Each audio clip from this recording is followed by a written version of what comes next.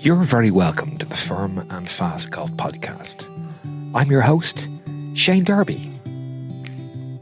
This is the second episode of our docupod series on golf in the Netherlands. Returning listeners will remember that in the last episode we introduced the series and indeed Dutch golf. We heard from Mike Clayton on how the best golf courses in Holland match up to the very best elsewhere. George Waters reminded us of the advantages that sandy sites afford designers, green staff and golfers alike. While Frank Pont gave us an elevator pitch on golf in the Low Countries, in addition to introducing us to the delights of the Links Valley Golf Club in Ermelo, the east of the Netherlands. We also briefly touched upon the specific habitats that the 250 golf courses in the Netherlands inhabit. Today's episode is going to focus specifically on these grounds for golf and consider what forces, processes and influences created them through time. What are they and where are they located? And indeed their maintenance and additional functionality.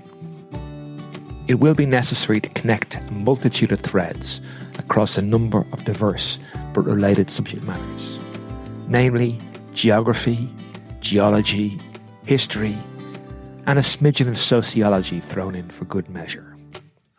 The hope is that by teasing out these threads, it will be possible to gain a better appreciation of how the landscape of modern-day Holland was created, ultimately leading to golf in the dunes, upon the heathland, and across the lowlands known as the polderland.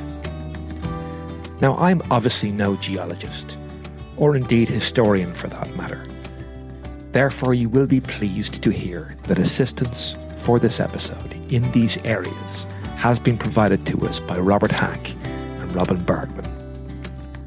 Robin is widely recognised as one of the leading Dutch golf scholars with a broad range of research interests, including early Dutch golf. He has been a member of the Kennemer Golf and Country Club in Zandvoort for many years, and makes a cameo appearance towards the end of the episode in advance of being our main focus in episode 3. Robert Hack will be today's main contributor. Robert is a golfing geologist who for many years plied his professional trade in the copper mines of South America and Africa for mining companies such as Anglo-American and Zambian Consolidated. He now operates his own geological consulting business, Bonzo Consulting, from his base in Leiden, South Holland. Robert's a member at both Noordwijk and Rijswijk golf clubs. Over the course of future episodes, and with the help of various contributors, we will focus more on some of the history and origin stories of specific Dutch golf clubs. However, by way of introduction, Noordwijk is the last of the true Dutch links courses to be built at the start of the 1970s, laid out on and above what is known as a beach terrace or beach wall.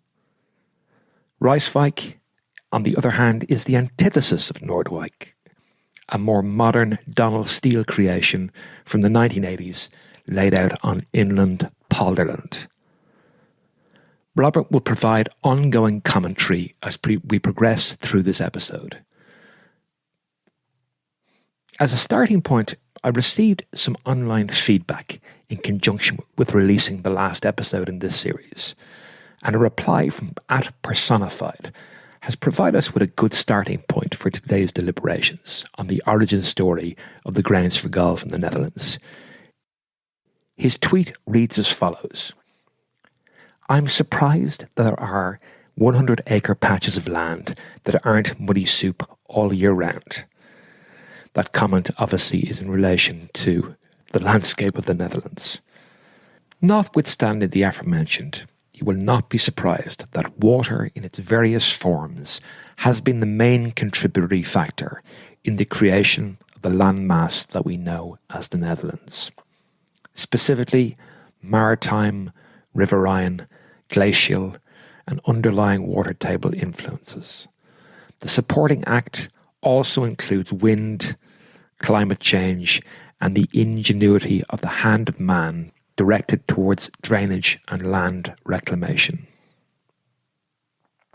Our anchor point from a geological perspective is the Pleistocene, which is more commonly known as the Ice Age.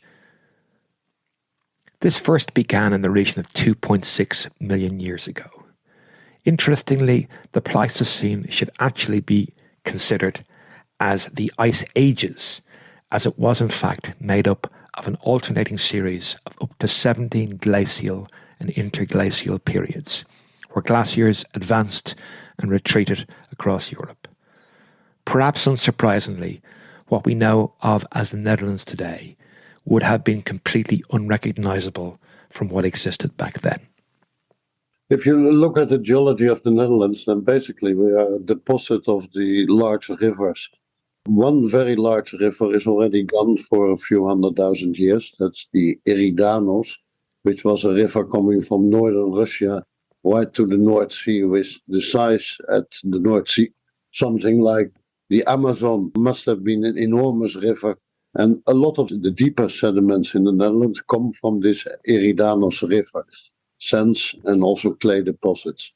But also the Rhine and the Meuse are adding quite a lot of sediment, and the Schelde is adding a lot of sediment. And for some of them, also the rivers from the UK.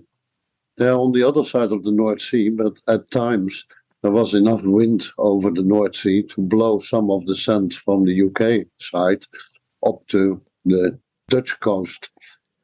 In the time of the glaciations, the ice ages, as it's commonly known, the North Sea was dry, and at that time you could have wind blasting sand all over the place.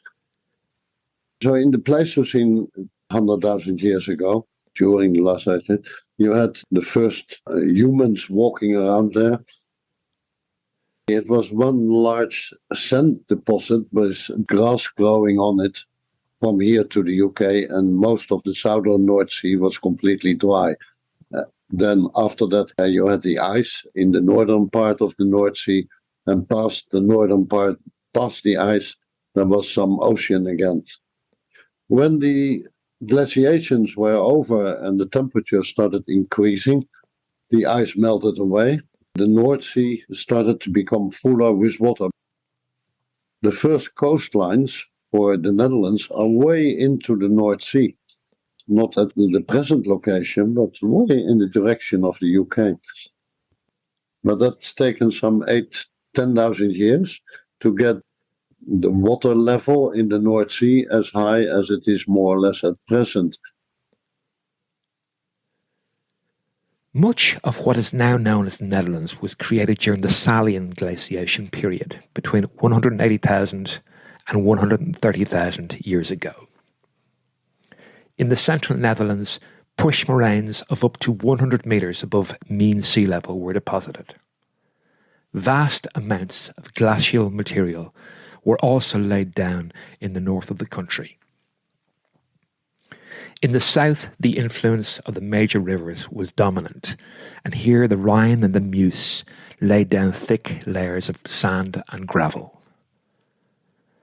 The final period of glaciation in northern Europe occurred from 65,000 years ago to the beginning of what is known as the Holocene, some 10,000 years ago.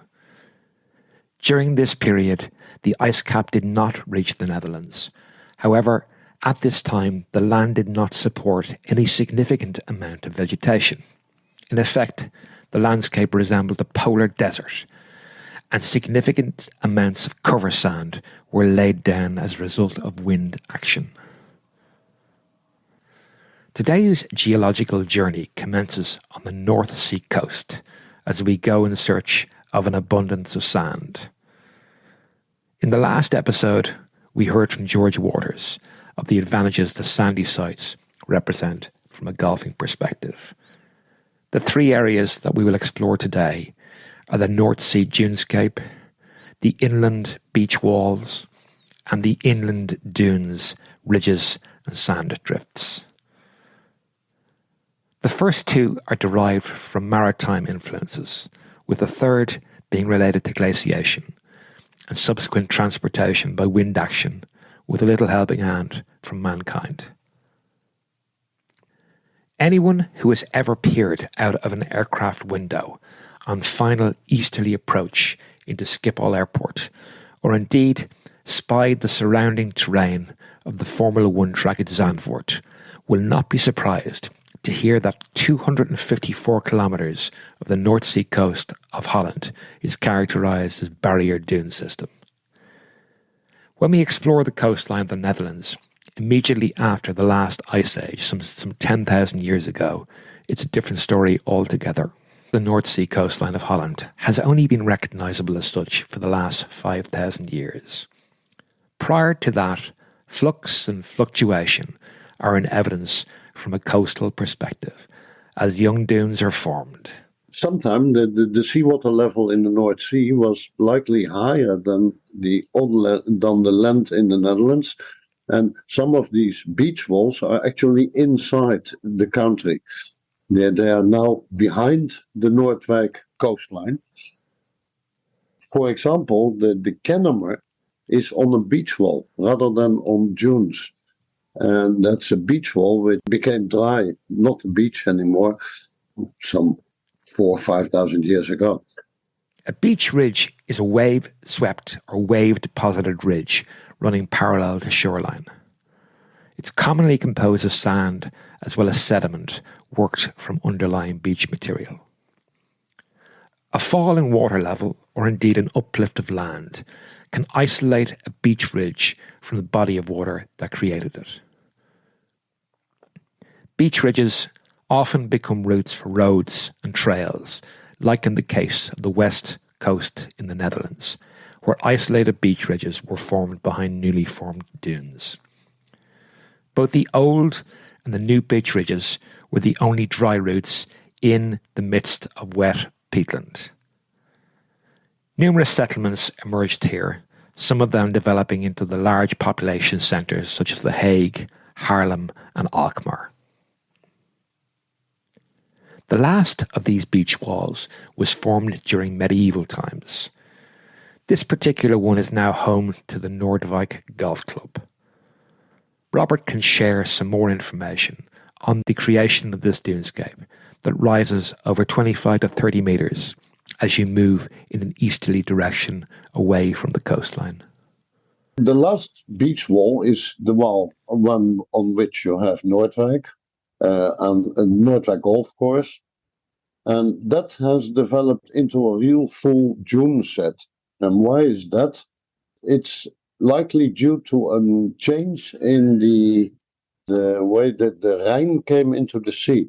Originally, the Rhine passed Leiden, and that moved in just before or during the early medieval times from Katwijk down to some 50, 60 kilometers down to the locations where it's now. It's in Zeeland now. But at that time, in the early medieval times, it was around Katwijk, nearby Noordwijk. That change in water supply to the North Sea changed also the erosion patterns in the North Sea, and a lot of sand in the North Sea, which was there due to the ice ages and wind blown maybe from the UK, was washed away and became the new beaches on the last beach wall where Noordwijk Golf Course is. And that was washed up and wind blown into this strand barrier and started to form real dunes. And therefore you have these very high dunes where Noordwijk is, 20 meters, sometimes 30 meters even. And that's the result of a relatively young sedimentation pattern, mainly by wind and sea action from the North Sea. And that's only in a barrier of some 2 kilometers, 3 kilometers from the beach. Having now established the existence of the extensive coastal duneland landscape of the Netherlands, I thought it might be interesting to explore its designation as a large nature reserve, the role that dunes play as a major source of drinking water supply, and how the barrier dunes' protective function is maintained and underpinned by an ingenious engineering solution. So in terms of the dunescape being a large nature reserve, our first port of call is a Europe-wide environmental policy entitled Nature 2000. In May 1992, the governments of the European communities adopted legislation designed to protect the most seriously threatened habitats and species across Europe. This included most of the virginal dunescape where links golf courses are located. Where a golf course was already in existence, a red line was used to mark the boundary between golf and other areas. As a result of this EU-wide legislation, we are likely to have already seen the development of the last great links course within the EU. While not completely impossible in theory, the difficulties of obtaining permissions on these special areas of conservation are extensive. This Habitats Directive complemented a Birds Directive adopted in 1979. Together, they make up the Nature 2000 network of protected areas. As a member state, the Netherlands is a signatory to the Habitats Directive. Interestingly, one of the links courses in the Netherlands finds themselves marooned inside a special area of conservation without the benefit of their own red line protection. Robert can tell us more about this interesting story. Then we come to another feature of Noordwijk as, I think, probably the only course in the Netherlands which is in an actual Nature 2000 area.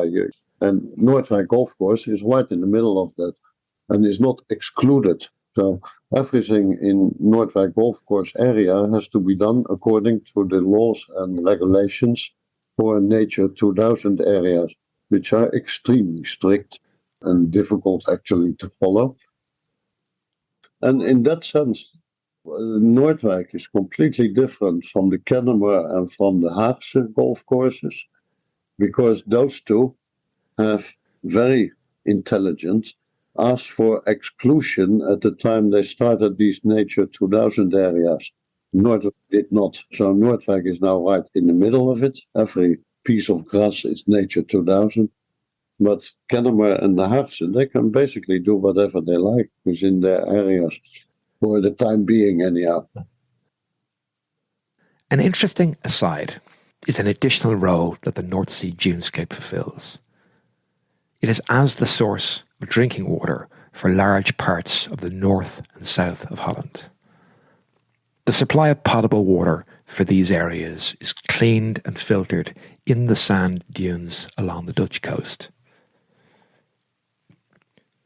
The practice of using the dunes as a source of fresh water started in 1874. A new solution to the growing problem of hygiene was required, as evidenced by a series of cholera epidemics which had broken out throughout Europe over the previous decades. The Myriad is a 2,000 hectare nature reserve just 5 kilometres from the Hague city centre, and it is here where city authorities first began pumping fresh groundwater. It is actually located right beside the Royal Hague Golf and Country Club. By the 1940s, the city authorities had a new problem on their hands. When too much fresh water is removed, salty, brackish water rises up, leading to salt in the groundwater reservoir. Robert can provide us with a little bit more context here. The rainwater which falls on the dunes forms a big reservoir floating onto salt water from the North Sea, which is on the deeper levels, and that fresh water in the top part below surface, that is used for drinking water extensively. Amsterdam, The Hague, Leiden, they all use drinking water from there. It's not as much used for agricultural use. Agricultural water, there is enough in the western part generally, and that's supplied by the canals coming from the Rhine or the Meuse. But the drinking water in the dunes is used from the freshwater area, the freshwater volume reservoir below the surface on the dunes, which floats on salt water. So a responsible balancing act is undoubtedly required by all stakeholders to maintain the freshwater reservoir in the dunes. In addition to replenishment through rainwater, the water authorities also pipe river water from further inland, which is then infiltrated through the dune slacks. This river water sinks through the sand, filters itself from harmful pathogens, and replenishes the underground stocks with clean water. Most water companies across the developed world use chlorine as a disinfectant. By following in nature's footsteps, the water companies of the west of the Netherlands forego chemical disinfectants, supplying The Hague, Haarlem, Amsterdam, and most of the central urban belt with clean, fresh water. The dunescape plays one final key role. To this end, I was interested to ask Robert whether the dunes are also important in terms of flood protection. Yeah, you're completely correct. Even the place where I live, right on the border of the Old Rhine, that's protected by the dunes in Noordwijk from flooding by the North Sea. The dunes are an essential part of protection of the west of the Netherlands. Yeah. A history of flooding and inundation by the sea is a component part of the Dutch experience through the centuries. Various mitigation schemes exist, such as dikes, levees, and flood barriers.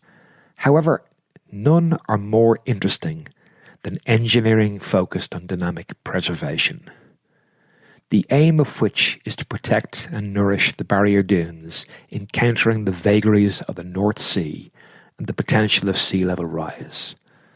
It's called the zandmotor, or the sand motor in English. What they also did, and what you mentioned in your email, is the sand motor, the sand engine.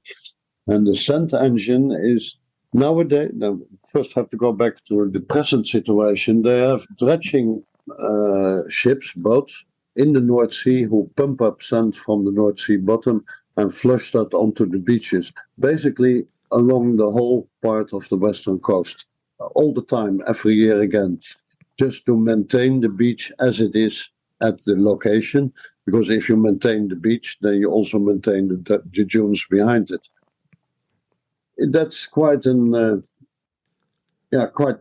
of work, costs a lot of money as well.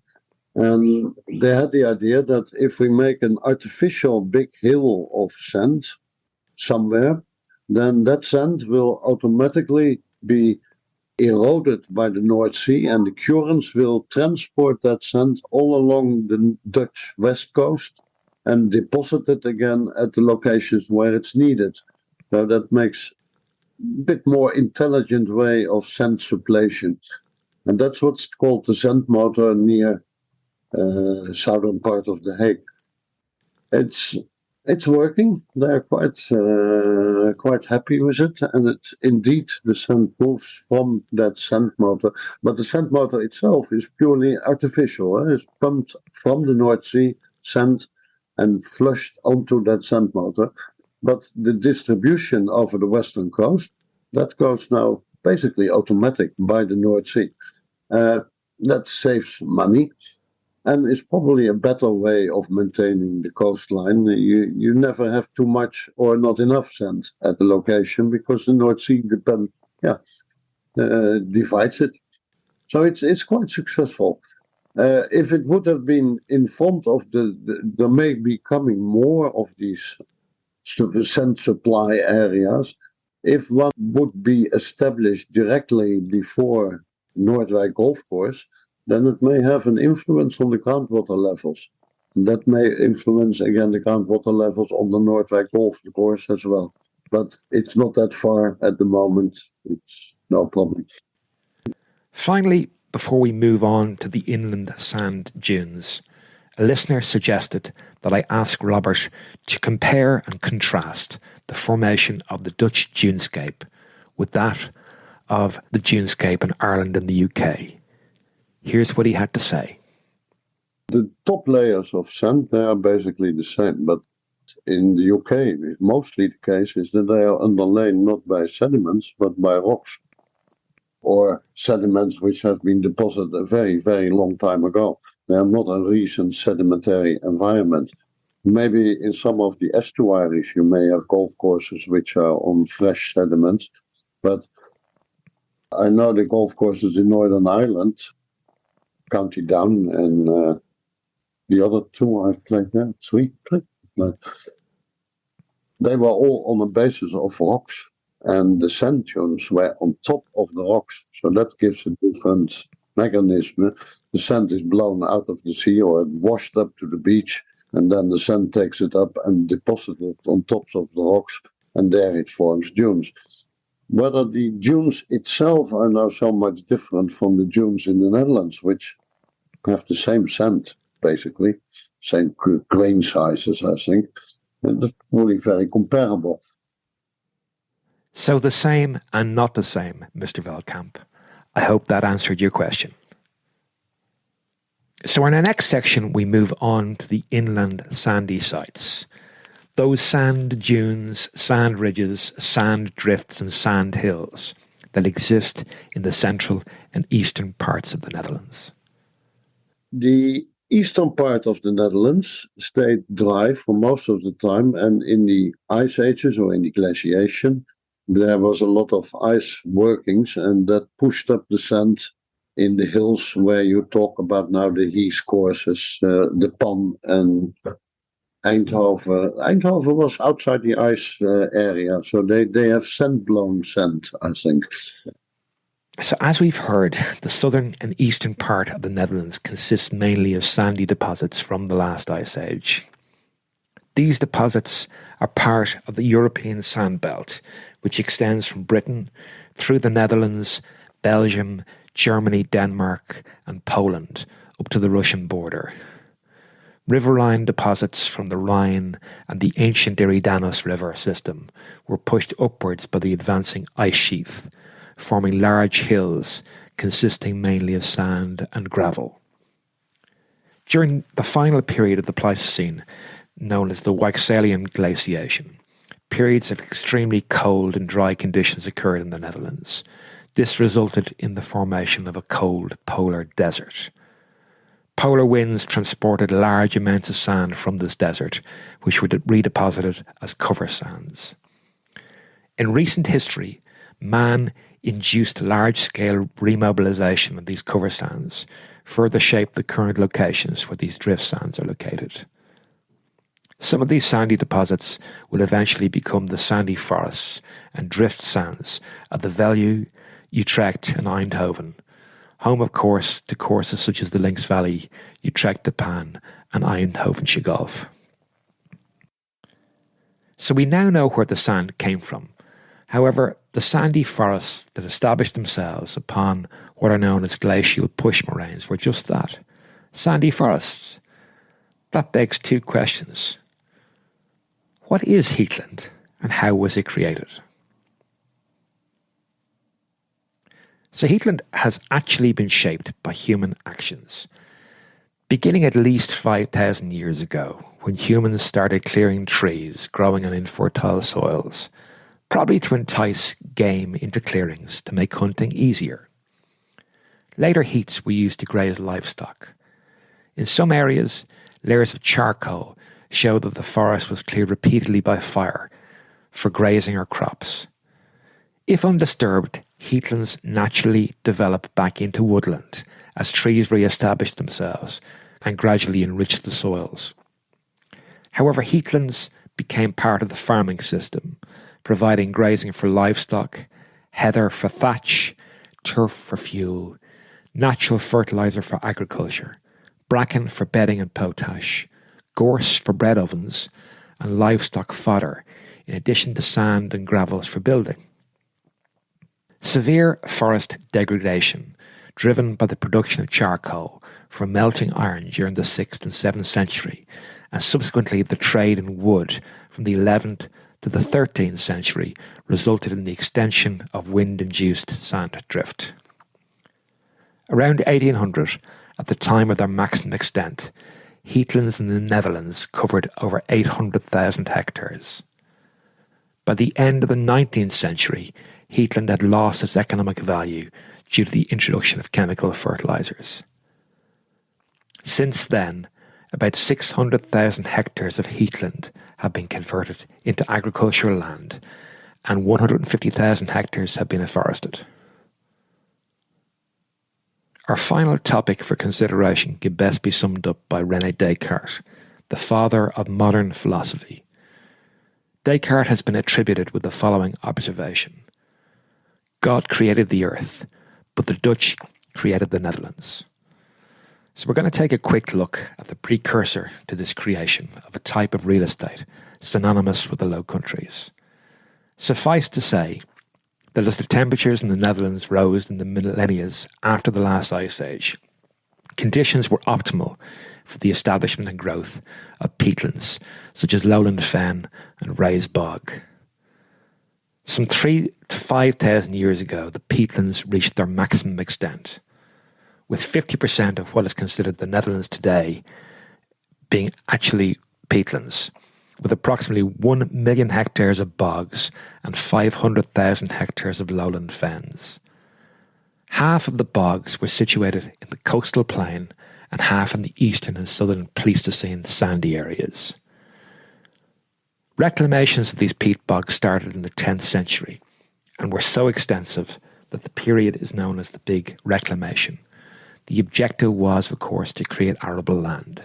That's really starting at the end of the medieval times, when in fact the windmills were invented and they could start pumping automatically by wind force or wind energy. Then they started indeed pumping out water from low-lying areas, low-lying clay and peat areas. Not that it was actual water before that time. Some people think it was all water, but that is not the case. There were really swampy areas with drier and wetter patches. But if you want to keep cattle on a swampy area, or when you want to grow something on it, the water table, the groundwater table, has to be below the surface and not at about the same level. So that's why they started pumping. But they needed only to pump at that time for some 20, 30 centimeters. And then the water was below surface. And they could use agriculture and have cattle on it.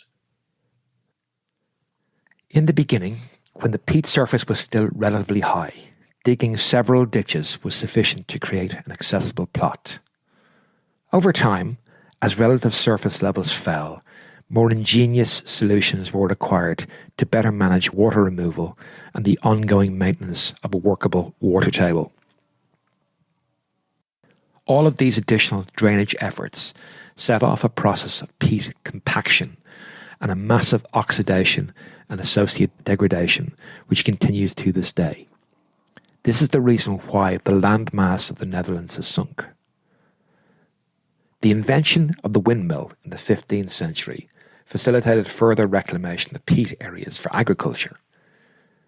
Collective action saw the formation of the Rijkswaterstaat and the district water boards, who are charged with water management.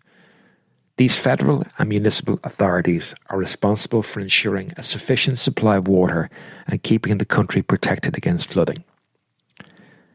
In addition to draining the swamp, much of the peatlands were commercially exploited for fuel, with the cleared landscape being converted to arable land. These companies exploited the peat bogs in a very systematic way. Layers of peat up to 8 meters thick were dug out, followed by the conversion of the denuded areas into agricultural land. In order to be able to penetrate into the peat bogs, drainage was a prerequisite. The area was opened up by canalising small bog streams, but mostly by digging canals. These canals were also used to transport the peat to the urban markets. Peat is, of course, a product of low value compared to its volume. As a consequence, commercial peat digging was only possible when transportation was done by bulk transport. That's needless to say, by ship. There are areas in the western part where they also exploited peat for burning. for heating houses.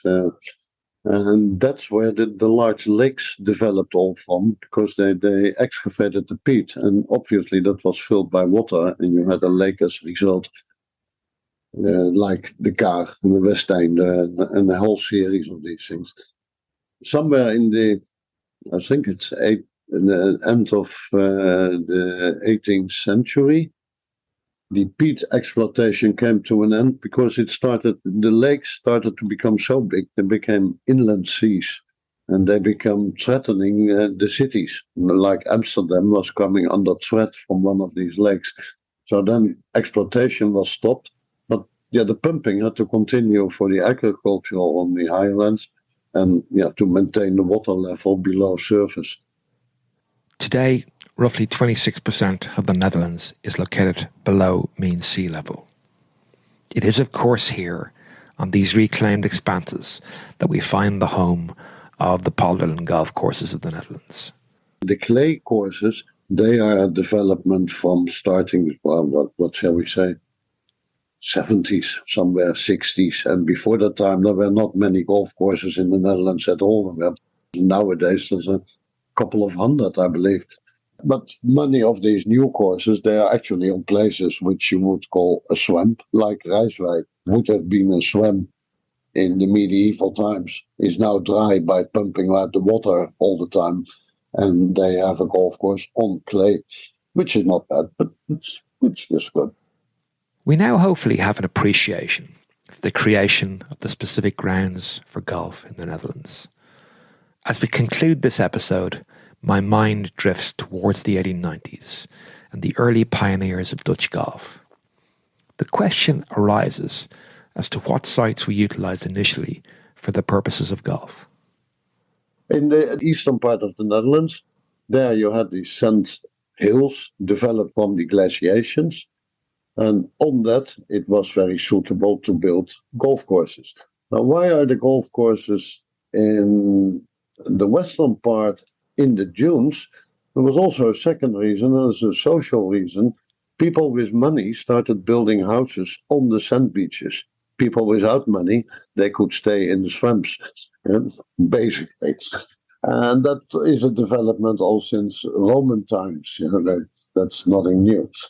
In the times when golf started to develop in the Netherlands, it was very habitual. If you were rich or very rich, then you had a winter home in Amsterdam or The Hague or in Leiden, and a summer home, which was more or less a palace, somewhere on these beach ridges. Not in the swamp, obviously, but on the beach ridges. So you have all the nice houses, the estates, they are on these beach ridges behind the coast in the western part of the Netherlands. Now, the people playing golf in that time were also not really poor people, that were the very rich, actually. And they had their summer homes there, so they wanted to have a golf course nearby. Golf courses in the swamp is not a good idea. So then it started to develop in the dunes to make golf courses, and you get the Kennemer not on an actual dune, but on a beach barrier. But similar idea, sand background, sand underground, Noordwijk, and also the Haagse. And Domburg and Texel, the other two, they are from far later date. They're pretty recent. In the eastern part of the Netherlands, you also have these wonderful houses, the estates from people living in the winter in Utrecht and in the summer somewhere in the woods on the sand grounds and having a nice time. And they obviously built their golf courses nearby on the sand grounds in the eastern part. So that's where you get the Heath golf courses from. Today's final reflection once again relates to those aforementioned early pioneers. Robin Bargmann, who will be our main contributor for the next docupod episode, can also provide us with some further insight into those visionaries and early adopters who had the inclination, the connections, and the means to build the first golf courses in the Netherlands. You see, the beginning of golf, those 4 golf clubs, that was really the old aristocrats having interrelationships with the English, let's say British, and because of their ties in the Dutch East Indies in the 19th century. And that the Kennemer is in that sense different. The class below that, say the wealthy merchants, said, hey, we also want to play golf. And on the estate of Kamer, this guy who made all this money, and on the tobacco business in Sumatra and East Indies, who I explained was the Minister of Colonies and considered the largest, wealthiest man in the Netherlands. So Kennemer started on his estate. His estate was basically the dunes, and he didn't want to give the dunes to us. He could have easily. It's 15 kilometers by 5 kilometers. So it's a large area. You can build 100 golf courses on that without seeing each other. But the Kennemer started with a 9-hole course, which Delcourt actually laid out on grassland. And 2 of the 9 holes were actually just partly on the other side of the road on sand. But the other 7 holes were below the road, below water level, on grassland where normally cows would. So that wasn't that interesting. In retrospect, building a 9-holes golf course in 1910 in the dunes is also impossible because the machinery just didn't exist to build a proper golf course. Well, that probably the Royal St. George's was built, but you need quite large industrial stuff to build a golf course in the dunes, huh? How Royal St. George's did that. But the dunes next to the grassland of the Kennemer are, it's pretty hilly, and you make your golf courses basically in the valley between the dunes. Of course, the war industry developed quite a lot of industrial material to be used on land. But the type of people of the Kennemers were very different.